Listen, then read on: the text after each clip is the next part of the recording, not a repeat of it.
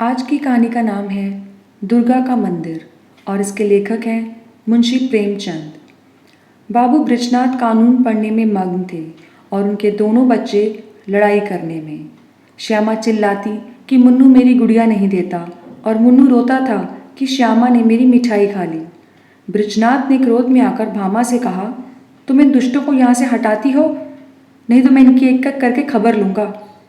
भामा चूल्हे में आग जला रही थी, बोली, अरे तो क्या संध्या को भी पढ़ते ही रहोगे, जरा दम तो ले लो। बृजनाथ, उठा तो जाएगा नहीं, बस बैठी बैठी वहीं से कान नूं भगरोगी। अभी एक हाथ को पटक दूंगा तो वहीं से गरजती हुई आओगी कि आय हाय मेरे बच्चों को मार डाला। भामा, तो मैं कुछ बैठी या सोई तो नहीं हूँ, जरा एक घड़ी तुम लड़कों को बहलाओगे तो क्या होगा, मैंने तो उनकी नौकरी नहीं लिखाई बस। बृजनाथ से कोई जवाब न देते बन पड़ा। क्रोध पानी के समान बहाव का मार्ग ना पाकर और भी प्रबल हो जाता है। यद्यपि बृजनाथ नैतिक सिद्धांतों के ज्ञाता थे, पर उनके पालन में इस समय कुशल न दिखाई दी। मुद्दई और मुद्दाले दोनों के एक ही लाठी हाँका और दोनों को रोते रोते चिल्लाते छोड़ कानून का ग्रंथ बगल में दबा कॉलेज पार्क की राह ली। सावन का महीना था। आज कई दिन बाद बादल हटे थे। हरे भरे वृक्ष सुनहरी चादर ओढ़े खड़े थे। बृजनाथ एक बेंच पर आ बैठे और किताब खोली, लेकिन इस किताब की अपेक्षा प्रकृति ग्रंथ का अवलोकन अधिक चित्ताकर्षक था। कभी आसमान को पढ़ते थे, कभी पत्तियों को, कभी छवि में हरियाली को, कभी सामने मैदान में खेलते हुए लड़के को। एकाएक उन्हें सामने घास पर एक कागज़ की एक पुड़िया दिखाई दी। माया ने जिज्ञासा की आड़ में, चलो देखें इसमें क्या है। बुद्धि ने कहा, तुमसे मतलब, पड़ी रहने दो। लेकिन जिज्ञासा रूपी माया का जीत हुई। बृजनाथ ने उठकर पुड़िया उठा ली। कदाचित किसी के पैसे पुड़िया में लिपटे गिर पड़े हैं। खोलकर देखा, सावरान थे। गिना, पूरे 8 निकले। बृजनाथ की छाती धड़कने लगी। 8 सावरेन हाथ में लिए सोचने लगे, इनका क्या करूं?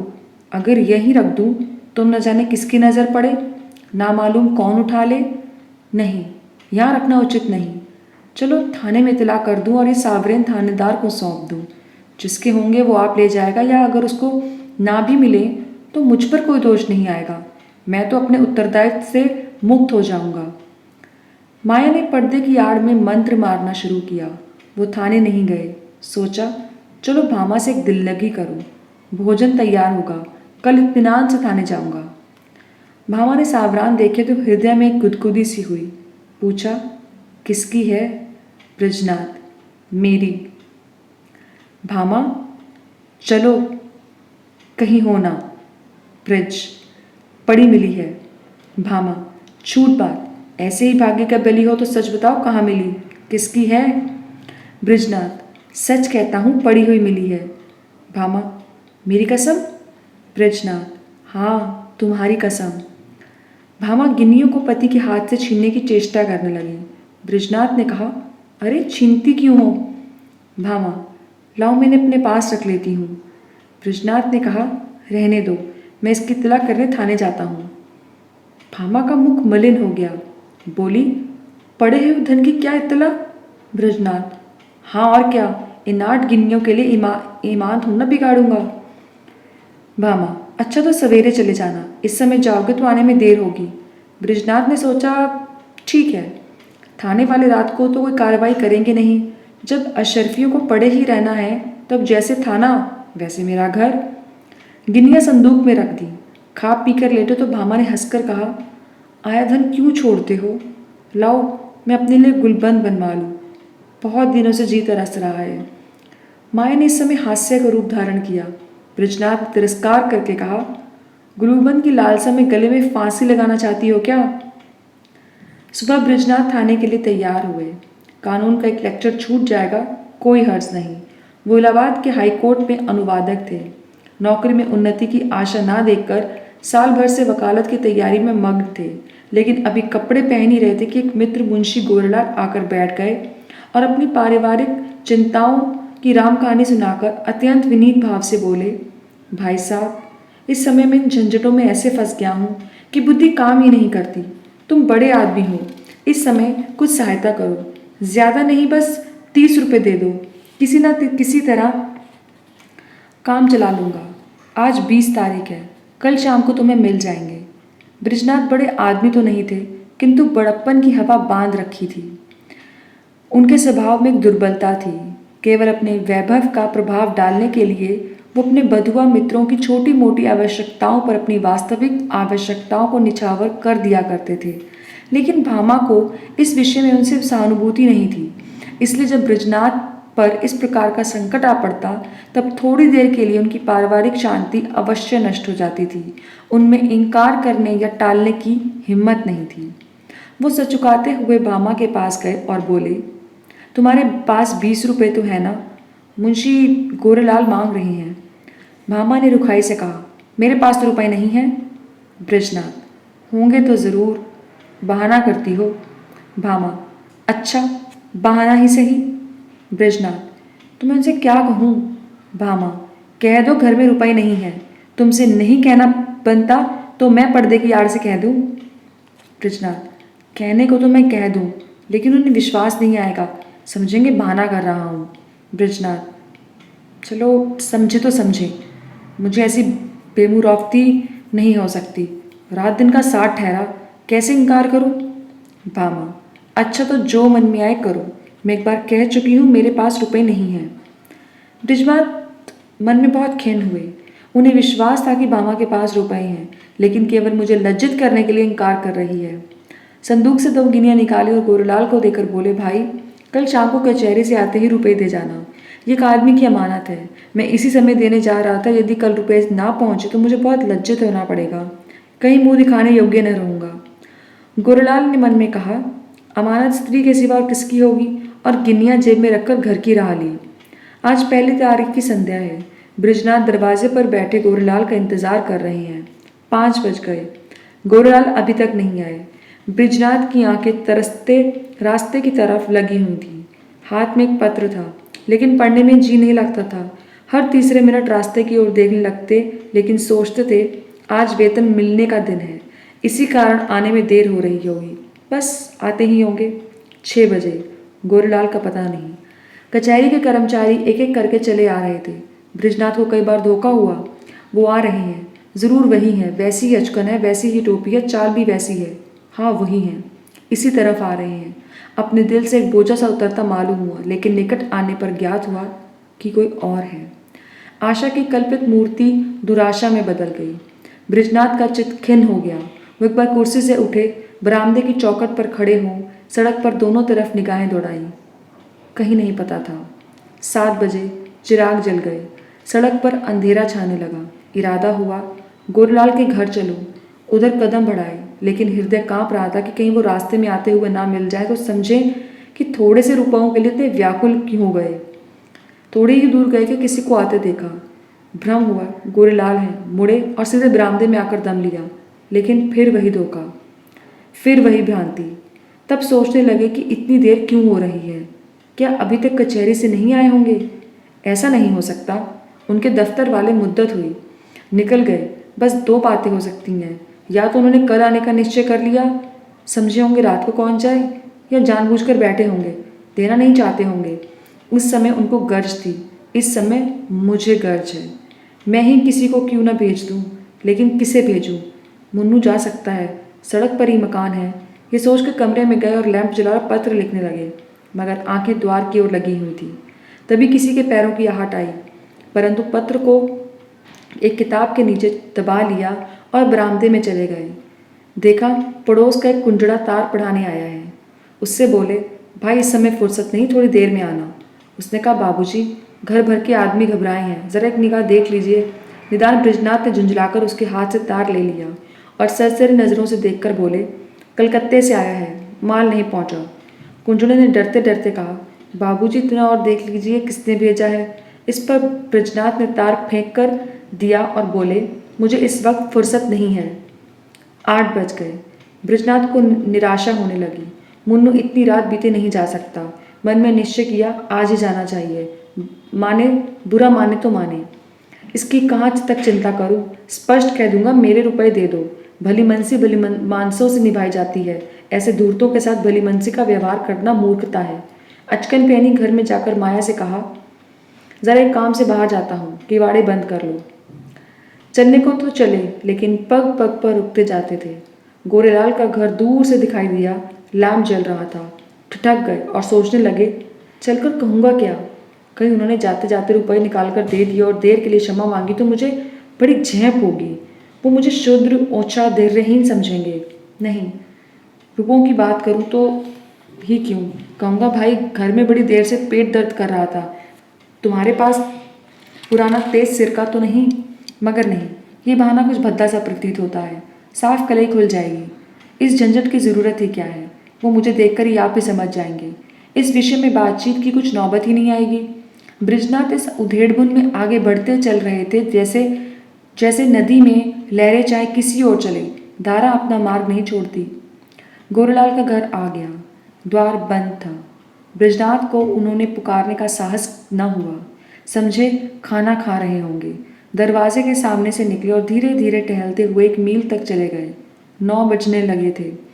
गोरेलाल भोजन कर चुके होंगे, ये सोचकर लौट पड़े, लेकिन द्वार पर पहुंचे तो अंधेरा था। वो आशा रूपी दीपक बुझ गया। 1 मिनट तक दुविधा में खड़े रहे। क्या करूं? अभी तक सवेरा है, इतनी जल्दी थोड़े ही सो गए होंगे। दबे पांव बरामदे में चढ़े, द्वार पर कान लगाकर सुना। चारों ओर ताक रहे थे कि कोई देख न ले। कुछ बातचीत की भनक कान में पड़ी। ध्यान से सुना। स्त्री कह रही थी, रुपए तो सब उठ गए, बृजनाथ को कहाँ से दोगे? गोरेलाल ने उत्तर दिया, ऐसी कौन सी तावली है, दे देंगे। और दरख्वास्त दे दी है, कल मंजूर हो ही जाएगी। 3 महीने के बाद लौटेगा, तब देखा जाएगा। बृजनाथ को ऐसा जान पड़ा जैसे मानो मुंह पर किसी ने तमाचा मार दिया। क्रोध और निराशय से भरे हुए बरामदे से उतर आए। घर चले तो सीधे कदम ना पड़ते, जैसे कोई दिन भर का थका मांदा पथिक हो। बृजनाथ रात भर करवटें बदलते रहे। कभी गोरेलाल की धूर्तता पर क्रोध आता, कभी अपनी सरलता पर।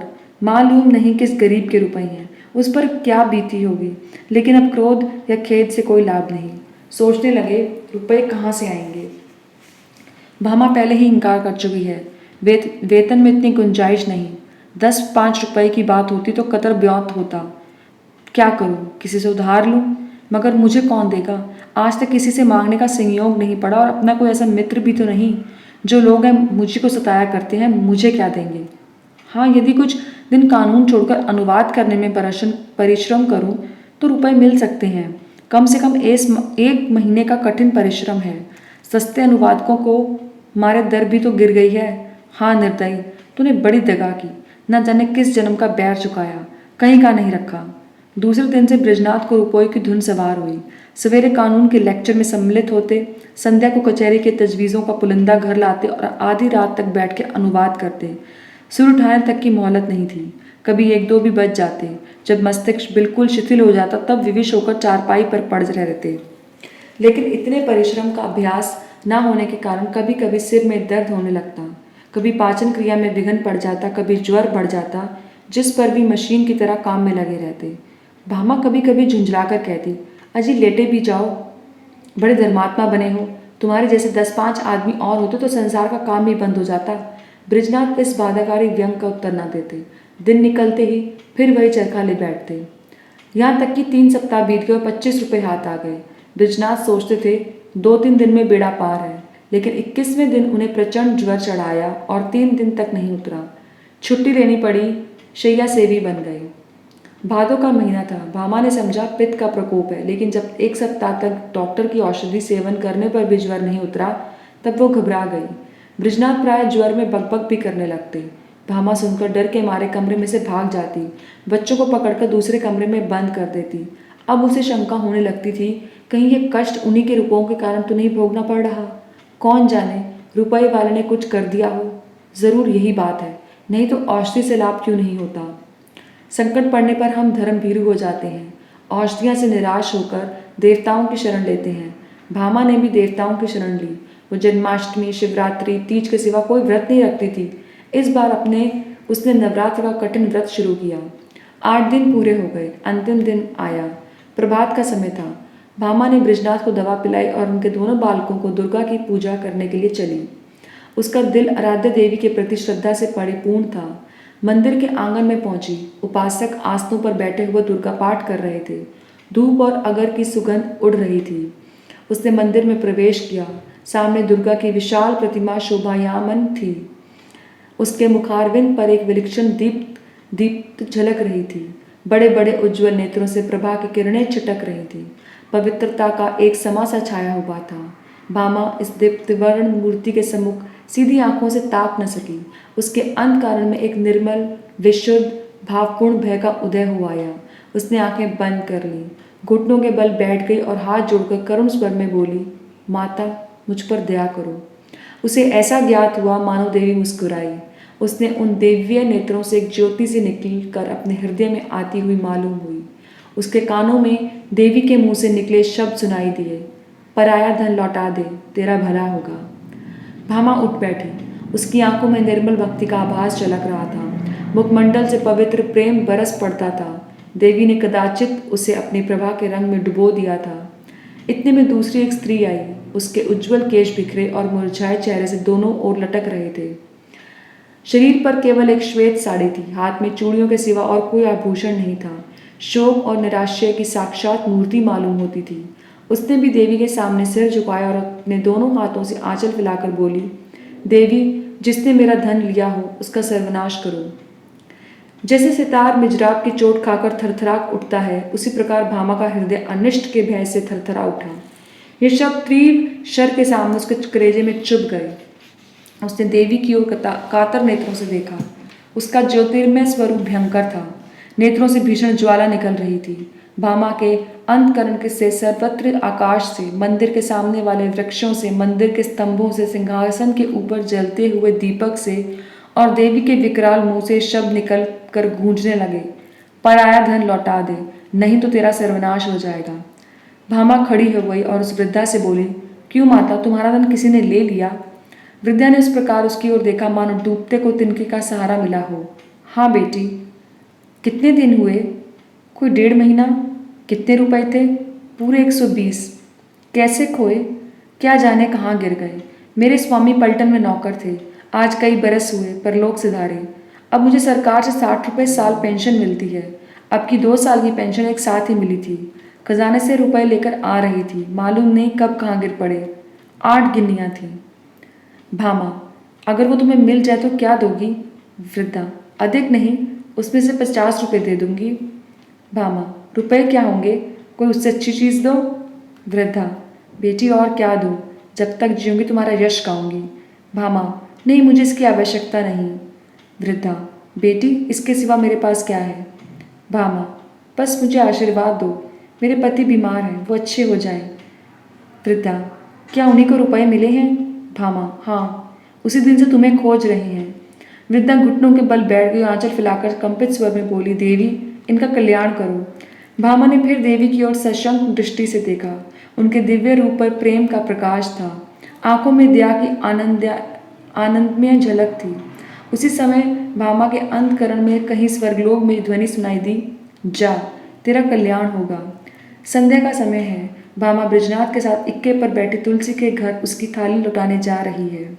बृजनाथ के कड़े परिश्रम की कमाई तो डॉक्टर की भेंट हो चुकी, लेकिन भामा ने एक पड़ोसी के हाथ से अपने कानों के झुमके बेचकर रुपए जुटाए। जिस समय झुमके बनकर आए थे, भामा बहुत प्रसन्न थी। आज उन्हें बेचकर वो उससे भी अधिक प्रसन्न है। जब बृजनाथ ने 8 गिन्नियाँ उसे दिखाईं, उसके हृदय में गुदगुदी सी हुई, लेकिन ये हर्ष मुख पर आने का साहस न कर सका। आज उन गिन्नियों को हाथ से जाते समय उसका हार्दिक आनंद आंखों में चमक रहा है, होठों पर नाच रहा है, कपोलों को रंग रहा है, अंगों पर किलोल कर रहा है। वह इंद्रियों का आनंद था, वो आत्मा का आनंद है। वो आनंद लज्जा के भीतर छिपा हुआ था। यह आनंद गर्व से भरा बाहर निकल पड़ता है। तुलसी का आशीर्वाद सफल हुआ। आज पूरे 3 सप्ताह के बाद बृजनाथ तकिए के सहारे बैठे।